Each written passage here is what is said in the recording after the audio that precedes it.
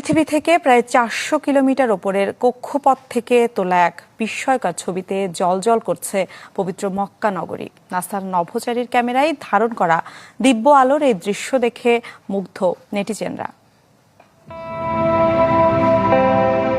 শহরের কেন্দ্রে সাদা রঙের উজ্জ্বল আলোর বিন্দু পুরো অন্ধকার ভেদ করে যা আলো ছড়াচ্ছে মহাকাশে। এটি ইসলাম ধর্মের সবচেয়ে পবিত্র স্থান কাবা শরীফ।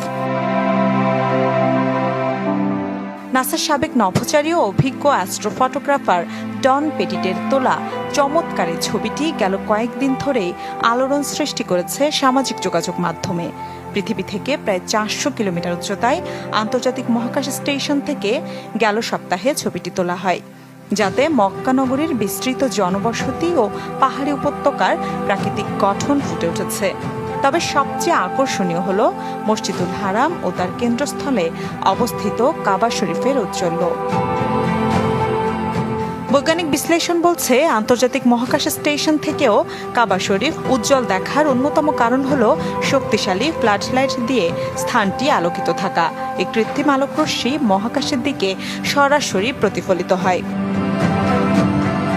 কাবার চারপাশে তাওয়াফের জন্য ব্যবহৃত মাতাফের মেঝে এবং পুরো মসজিদের আঙিনা শুভ্র মার্বেল পাথর দিয়ে আবৃত।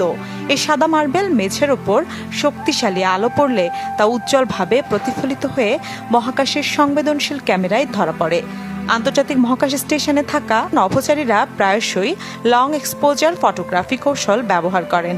এই কৌশলে ক্যামেরার শাটার দীর্ঘ সময়ের জন্য খোলা রাখা হয়, যা অল্প আলোকেও জমিয়ে একটি ছবি